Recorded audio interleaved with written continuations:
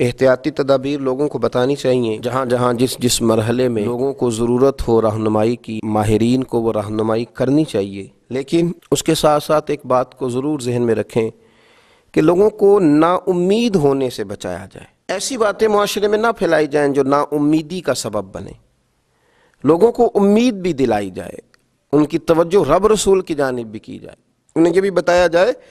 کہ تم نہ اپنی مرضی سے پیدا ہوئے، نہ تم نے اپنی مرضی سے اپنے آپ کو بڑا کیا، نہ اپنی مرضی سے تمہارے پاس صحت تھی، تو جس رب کریم نے پہلے نوازا تھا وہ اب بھی نوازے گا۔ لوگوں کی امیدوں کو نہ توڑا جائے، مایوسیاں نہ پھیلائی جائیں، پریشانیوں کو مزید نہ بڑھایا جائے۔ اچھی امید، اچھی خبر، اچھا پیغام، آپ احتیاطی تدابیر ضرور بتلائیں، اور لوگوں سے بھی یہ اپیل ہے کہ وہ خوب احتیاط کا مظاہرہ کریں، لیکن یہ بات یاد رکھیں کہ کہیں مایوسی نہ پھیلائیں، کہیں خوف میں مبتلا نہ کریں، لوگوں کے اعصاب پر سواری نہ کریں، کسی جگہ کا بھی کوئی ایسا ماحول نہ بنائیں کہ جس سے یوں محسوس ہو کہ انسان کرب میں آ گیا، وہ ڈگمگانے لگا ہے، اس کی سوچیں لڑکھلانے لگی ہیں۔ اللہ کے رسول صلی اللہ تعالی علیہ وسلم ہمیشہ امید دلاتے تھے۔ بڑے بڑے گناہگار جب آ کے سوال کرتے تھے کہ یا رسول اللہ صلی اللہ علیہ وسلم، حد ہو گئی گناہ کرنے والی، نافرمانی کے آخری درجے تک پہنچ گئے، حکم کیا ہے؟ تو حضور فرماتے تھے تم کلمہ پڑھو، تمہارا رب تمہیں معاف کر دے گا، تم کلمہ پڑھو، اللہ تم پہ رحم فرمائے گا، اللہ تمہارے لیے آسانیاں کرے گا۔ بڑے بڑے غریب لوگ جب دروازہ رسول پہ آتے تھے تو حضور ان کے لیے ہاتھ اٹھا کے کہتے تھے کہ اللہ تمہیں مالا مال کر دے گا، تمہیں اللہ نواز دے گا، تمہارے لیے آسانیاں کر دے گا۔ اور پھر جب بڑے کمزور لوگ، بڑے بیمار لوگ، بڑے مجبور لوگ، وجود نکاہت سے چور چور ہو گیا،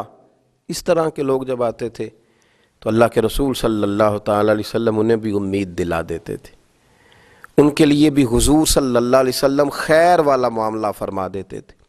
حضرت سعد بن ابی وقاص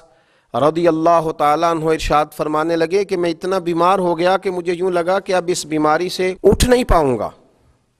شاید اس بیماری سے میں انتقال کر جاؤں گا، اب میرے لیے شاید مشکل ہو جائے مزید آگے بڑھنا۔ ہاں فرماتے ہیں میری ایک ہی بیٹی تھی تو میں نے یہ ذہن بنایا کہ میں وصیت کر دوں اپنے مال میں سے، کچھ اللہ کے راستے میں دے دوں، کچھ بیٹی کو دے دوں۔ میں نے صحابہ کرام علیہم رضوان سے گزارش کی کہ کوئی حضور علیہ السلام کی بارگاہ میں عرض کرے کہ آپ کا غلام تکلیف میں ہے، اگر نظر کرم ہو جائے، اگر رحمت کی نظر ہو جائے، چر ہویا مینو ترلے لیندیاں، کدی موڑ میرے ول واگاں، خواب میری وچ ایک وار جیاویں، میں ساری عمر نہ جاگاں۔ حضور اگر مہربانی فرمائیں تشریف لے آئیں۔ حضرت سعد بن ابی وقاص فرماتے ہیں لاجپال محبوب تشریف لے آئے، کرم نوازی فرمائی، تو حضور کو دیکھا میں کئی دنوں کا بیمار تھا تو میری آنکھیں برس پڑی، میں رو پڑا، میں نے عرض کی یا رسول اللہ صلی اللہ تعالی علیہ وسلم شاید اس بیماری سے اٹھ نہ سکوں، ایک ہی بیٹی ہے، میرا ارادہ ہے کہ میں اپنا بہت سارا مال اللہ کے راستے میں خیرات کر دوں۔ تو حضور علیہ السلام نے نا مجھے وصیت کے بارے میں بہت ساری باتیں ارشاد فرمائیں، لیکن قربان جاؤں میں اٹھ کے کھڑا نہیں ہو پاتا تھا، میری ٹانگیں کانپتی تھیں۔ لیکن جب سرور کائنات علیہ السلام سے میں نے عرض کی نا حضور اب شاید بچ نہ سکوں گا، اس بیماری سے چلا جاؤں گا، حضور نے امید دلائی، اور نبی پاک صلی اللہ تعالی علیہ وسلم نے فرمایا سعد تمہیں کچھ بھی نہیں ہوگا، ابھی تو تمہاری وجہ سے اللہ اسلام کا نفع کرے گا، کفر کا نقصان کرے گا، ابھی تو بڑا کام کرنا ہے، اٹھ باندھ کمر کیوں ڈرتا ہے، پھر دیکھ خدا کیا کرتا ہے۔ فرمایا تم اپنے آپ کو مضبوط کرو قلبی طور پر۔ حضرت سعد بن ابی وقاص کہتے ہیں وہ حضور کی باتیں تھیں کہ میرے لیے قوت تھی، وہ ایک طاقت تھی، وہ ایک ایسی توانائی تھی جس نے میرے وجود میں حرارت پیدا کر دی۔ فرماتے ہیں کہ وہ بہت ساری دوائیاں جو کام نہ کر سکیں وہ کریم محبوب کے چند جملے کر گئے۔ حضرت سعد بن ابی وقاص کہتے ہیں حضور تو تشریف لے گئے، میں کئی دنوں سے اٹھ نہیں پا رہا تھا، لیکن تھوڑی دیر کے بعد ہی ظہر کی اذان ہوئی تو میں نے اٹھ کے کھڑے ہو کے نماز ادا کی۔ تو یاد رکھیں کہ مایوسی نہیں پھیلائیں، احتیاطی تدبیر بتائیں، لوگوں کو آگاہی ہونی چاہیے، ماہرین اطباء ڈاکٹرز کے مشورے پر صحیح طور پر پابندی کے ساتھ سختی کے ساتھ عمل ہونا چاہیے،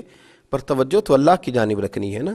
ہمیں امیدیں تو رب سے وابستہ کرنی ہے نا، اہل ایمان کا شیوا تو یہی ہے۔ اللہ تعالیٰ سمجھنے کی توفیق عطا فرمائے۔